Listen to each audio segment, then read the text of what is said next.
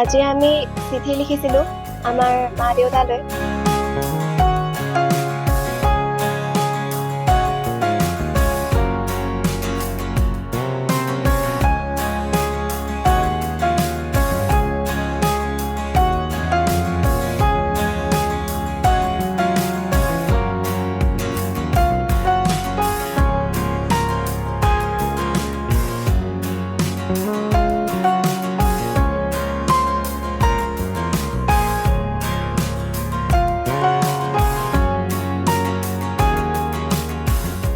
ঢকুৱাখানা গ্ৰন্থমেলা সমিতিয়ে অনুষ্ঠিত কৰা পোষ্টকাৰ্ডত চিঠি লিখা প্ৰতিযোগিতাত অংশগ্ৰহণ কৰিব পাই মই নথৈ আনন্দিত হৈছোঁ।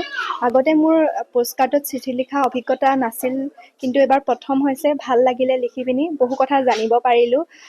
অভিজ্ঞতা হ'ল বহুখিনি। আগতে মোৰ যিহেতু অভ্যাস নাছিলে, আৰু এই অনুষ্ঠানটি অনুষ্ঠিত কৰাৰ বাবে ঢকুৱাখানা গ্ৰন্থমেলাৰ সমিতিক মই ধন্যবাদ জ্ঞাপন কৰিছোঁ। খুব ভাল লাগিছে। ক'বলৈ গ'লে বৰ্তমান যুগটো ইণ্টাৰনেটৰ যুগ হৈ পৰিছে। কাৰোবাৰ যদি লিখিবলৈ মন থাকেও হয়তো ইণ্টাৰনেটত ব্যস্ত হৈ পিনি তেওঁলোকে লিখিব নোৱাৰা হৈ পৰে। আৰু আজি মোৰ অভিজ্ঞতা বুলি ক'বলৈ গ'লে খুব ভাল লাগিলে। হয়তো সৰুতে এখন দুখনকৈ লিখিছিলোঁ আৰু ভাবিছিলোঁ ডাঙৰ হৈ ভৱিষ্যতেও মা দেউতালৈ লিখিম, কিন্তু আজি এই মোৰ যিটো অভিজ্ঞতা সেইফালৰ পৰা ক'বলৈ গ'লে খুব ভাল লাগিলে। আজি এই অনুষ্ঠানটিৰ জৰিয়তেহে মই বাস্তৱত চিঠিখন লিখিব পৰাকৈ সফল হৈছোঁ বুলি ক'ব পাৰিম। এতিয়া এবাৰ যিখন লিখিছোঁ খুব ভাল লাগিছে। অভিজ্ঞ হৈ পিনিয়ে লিখিব পাৰিছোঁ আৰু মানে ভাল লাগিছে। আৰু ভৱিষ্যতে চৰ্চাটো ৰাখিবানে? ৰাখিম বুলি মই ব্যক্তিগত হিচাপে মই প্ৰতিশ্ৰুতি দিছোঁ। মই এইটো বৰ্তাই ৰাখিম বুলি। আৰু বৰ্তমান সময়তো চিঠি লিখা প্ৰয়াসটো কমি গৈছে, কিন্তু আমাৰ যিটো প্ৰজন্মই আমিয়ে হয়তো আগবঢ়াই নিব লাগিব, আৰু এই গ্ৰন্থমেলায়ো আমাক সহায় কৰিব বুলি আশা ৰাখিছোঁ। বহুতো ভাল লাগিলে, কাৰণ আমাৰ চিঠি লিখা অভিজ্ঞতা যদিও বিশেষ নাছিলে, কিন্তু তথাপিও আমি লিখিব পাৰিলোঁ। মানে আমি এওঁলোকৰ পৰাই শিকিব পাৰিছোঁ যে আমি কেনেকৈ চিঠি লিখিব লাগে। বহুতো ভালো লাগিছে। আৰু আমাৰ এয়া মানে পোষ্টকাৰ্ডত চিঠি লিখা প্ৰথম অভিজ্ঞতা। আমি যেতিয়া তৃতীয় শ্ৰেণীত আছিলোঁ, তেতিয়া মানে আমি এনেই পাঠ্যপুথিত এইবিলাক চিঠি লিখা হৈছিলে, কিন্তু মানে কি হ'ল ইমান বিশেষ কিবা হোৱা নাছিলে। কিন্তু এইবাৰ ভালো লাগিছে, আমি এনেকৈ পোষ্টকাৰ্ডত চিঠি লিখিব পাৰিছোঁ। মই চিঠি মোৰ দেউতালৈ লিখিছিলোঁ, কিয়নো মোৰ দেউতা আমাৰ লগত নাথাকে। তেওঁ দুলীয়াজানত কৰ্মসূত্ৰে থাকে, আৰু তেখেতক যথেষ্ট মিছো কৰোঁ। আমাৰ পঞ্চম ঢকুৱাখানা গ্ৰন্থমেলাত আজি সাহিত্য উপসমিতিৰ সৌজন্যত পোষ্টকাৰ্ডত চিঠি লিখা প্ৰতিযোগিতা অনুষ্ঠিত হৈছিল।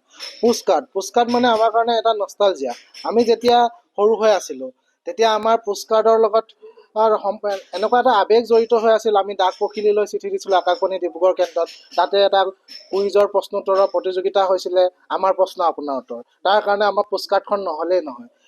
তাৰোপৰি প্ৰিয় বন্ধু বিস্ময়ৰ পাতত, প্ৰিয় বন্ধুৱে পোৱা পত্ৰ বন্ধুৱে দিয়া চিঠিবিলাক, সেই যে আমি চিঠিখনলৈ আগ্ৰহেৰে বাট চাই থাকোঁ, বা আমাৰ বন্ধুত্ব পাতিবৰ কাৰণে আমি যেতিয়া চিঠিখন লিখোঁ, তেওঁ মোৰ লগত বন্ধু হ'বনে নহয়, সেই যে আমাৰ মানে আগ্ৰহ, হেঁপাহ, চিঠিখন কেতিয়া পাম, সেই হেঁপাহটো আমাৰ এনেকুৱা মানে আৱেগটো এনেকুৱা আছিল, যিটো বৰ্তমান সময়ত আমাৰ দেখা পোৱা নাযায়। গতিকে আমাৰ ঘপককৈ বৰ্তমান সময়ত কি হৈছে, প্ৰযুক্তিবিদ্যাৰ বিকাশ ঘটিছে। মোবাইলটোত মেছেজ এটা দিয়াৰ লগে লগে আমাৰ সম্পৰ্কটোৰ যিটো আমাৰ ক'বলগীয়া কথা ঘপককৈ গৈ পায়, কিন্তু সেই মেছেজটোত সেই আৱেগ নাথাকে, যিটো আমি অধীৰ আগ্ৰহে ৰৈ থকা সেই চিঠিখনত আছিলে। গতিকে আজিৰ প্ৰজন্মই আনকি ইনলেণ্ড লেটাৰ এখন দেখা নাই, পোষ্টকাৰ্ডখন দেখা নাই। গতিকে তেওঁলোকে যেতিয়া এই চিঠিবিলাকৰ সৈতে চিনাকি হ'ব, তেতিয়া সেই আৱেগবিলাক বুজি পাবলৈ সক্ষম হ'ব। আৰু আনকি বৰ্তমান সময়ত আমাৰ পিতা পুত্ৰৰ সম্পৰ্কবিলাক, মাতৃ পুত্ৰ বা জীয়াৰীৰ সম্পৰ্কবিলাকতো কৃত্ৰিমতা আহিছে। মানে মেছেজটো দিলে সকলো হৈ যায়, কিন্তু সেই এটা সময়ত আমি মালৈ চিঠি লিখিছিলোঁ, মায়ে শুভেচ্ছা জনাই চিঠি এখন লিখিব, পৰীক্ষাৰ আগত এখন পাম। সেইটো যে কিমান আগ্ৰহ, কিমান আৱেগ জড়িত হৈ আছিল, সেইটো আমাৰ প্ৰজন্মটো এতিয়া আমি সেই একেটা প্ৰজন্মৰে প্ৰতিনিধি। আমি পাইছিলোঁ যদিও বৰ্তমান সময়ত প্ৰায় নোপোৱা হৈছে। গতিকে তেওঁলোকে যেতিয়া চিঠিৰ ভাষাবিলাক বুজি পাব, তেওঁলোকেও যদি মনৰ কথাবিলাক প্ৰকাশ কৰিবলৈ মাজতে এখন চিঠি লিখে, তেতিয়া সেই চিঠিখন পঢ়ি মাক দেউতাকৰ মনত যিটো আনন্দ হ'ব বা যিটো আৱেগ অনুভূত হ'ব সেইটো কিন্তু মোবাইলৰ মেছেজটোত কেতিয়াও নাথাকে, মোবাইলৰ ফোনটোত কেতিয়াও নাথাকে। গতিকে আমি হয় প্ৰযুক্তিৰ লগত আমি আগবাঢ়ি যাবই লাগিব, কিন্তু তাৰ সমান্তৰালভাৱে আমাৰ আৱেগিক বিকাশৰ কাৰণেই হওক বা আমাৰ সমাজ ব্যৱস্থাত নিজকে খাপ খুৱাবৰ কাৰণেই হওক আমি চিঠিৰ সৈতেও জড়িত হৈ থাকিব লাগিব। গতিকে আজিৰ প্ৰজন্মই যদি এই প্ৰতিযোগিতাত অংশগ্ৰহণ কৰি অলপ হ'লেও চিঠিৰ বিষয়ে জানে, আৰু মই ভাবোঁ ইয়াত অংশগ্ৰহণ কৰি যোৱাসকলে অন্ততঃ মাকলৈ বছৰটোত অন্ততঃ এখন যদি চিঠি লিখে, মনৰ কথাখিনি বহুত কথা আমি ক'ব নোৱাৰোঁ মা দেউতাৰ আগত, মেছেজটো দি ক'ব নোৱাৰোঁ বা ফোন কৰি ক'ব নোৱাৰোঁ, সেইটো চিঠিখন লিখি আমি কেতিয়াবা ভুল কৰোঁ, সেই ভুলবিলাক ক'ব নোৱাৰোঁ, সেইবিলাক যদি আমি পোষ্ট কাৰ্ডত লিখি বা চিঠি এখনত লিখি যদি মা দেউতালৈ পঠাই দিওঁ, মা দেউতাই সেইটো খুব ভাল পাব, ভুলবিলাকৰ বিষয়ে আমাক শুধৰণি বাট দেখুৱাব।